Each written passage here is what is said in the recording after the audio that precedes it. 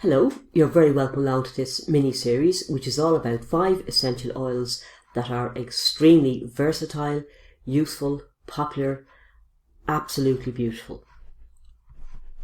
And today I'm going to talk about Ylang essential oil. Ylang is absolutely outstanding for stress, long term or short term. I call Ylang the emotional crutch for a very good reason, which I will explain shortly. So, who am I and why would you listen to me? My name is Jenny and I've been an aromatherapist, a holistic therapist, a teacher and an assessor with over 3 decades of experience. I have been absolutely blown away by the power of essential oils since I first started using them for family ailments, for natural beauty and for gifts for friends and relations. I had absolutely outstanding results for chickenpox, for PMT, for psoriasis, for eczema, and so much more. And at that point, I decided to go and train as an aromatherapist. That's many years ago. And I absolutely love sharing my knowledge and my tips with other people who are interested in aromatherapy. You're very welcome along to my channel and to the series. In my channel, I share hints and tips for aromatherapists and holistic therapists to help them to enhance their treatments, to learn beautiful new recipes, and to build profitable businesses. So, why is Ylang the emotional crutch? Because it works very powerfully on the emotional state, but it does it in a very physical way. It controls the breathing rate, it controls the heart rate, and it regulates adrenaline in the system. And if your breathing rate is regular, your heart rate is regular, and you don't have adrenaline rushing around all over the place, it's going to make you feel an awful lot calmer, even during a panic attack or a very, very stressful situation.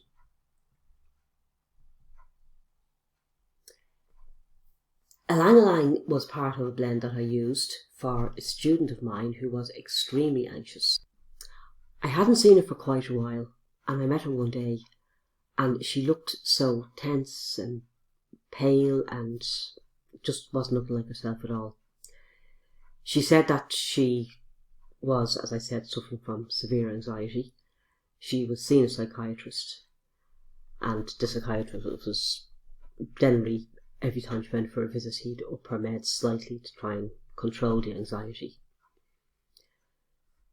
So I said to her, would you like to try an essential oil inhaler? Because they're very, very good for stress, because when you inhale essential oils, it goes very close to the primitive part of the brain that governs emotions, etc. So inhalers are great. So she said yes, she'd give it a try. Now, neither of us knew I wasn't obviously making any promises this is going to be great, but it was worth a shot.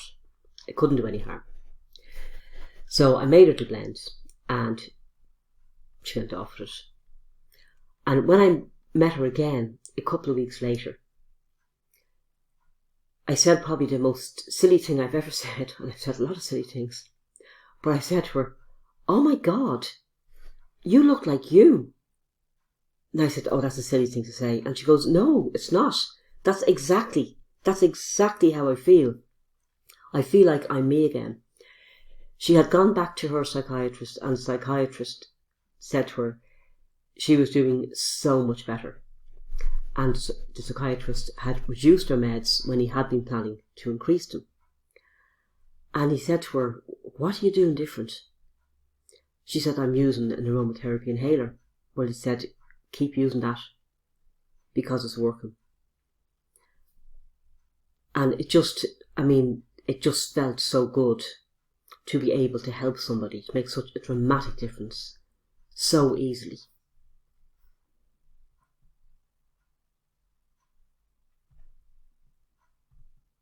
So what was in the blend? So I used an aromatherapy inhaler. An aromatherapy inhaler, you can get them in different forms. You can get them plastic, you can get them metallic, you can get them wooden.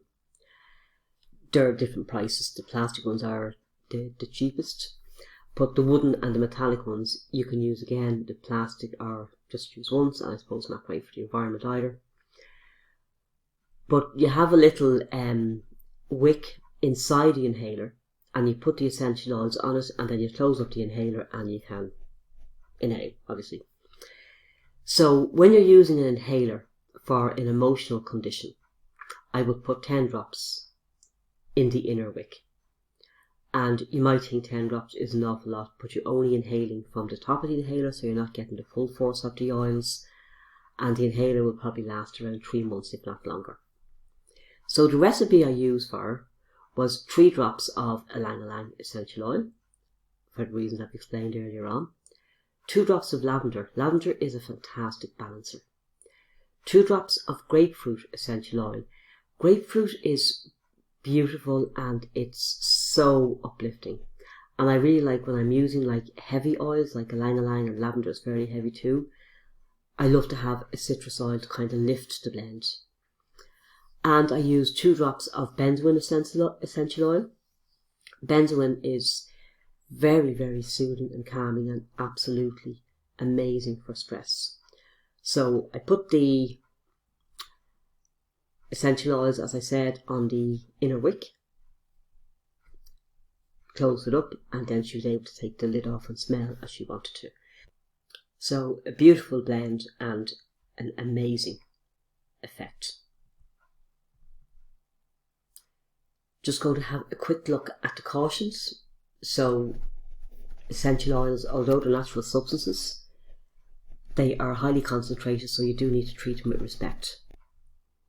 Ylang you should use with at least 1 other essential oils.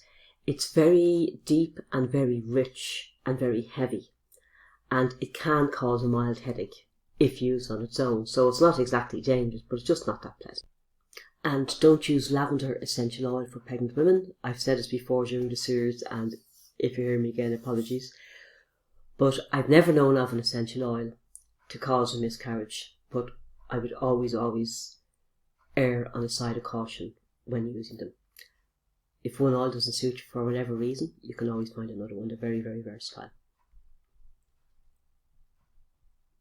So if you enjoyed that, and I hope you did, why not check out the blog post, which includes all 5 episodes of the series, and you'll have it in audio, video and text form. Thanks a million for listening. See you for the next one. Bye.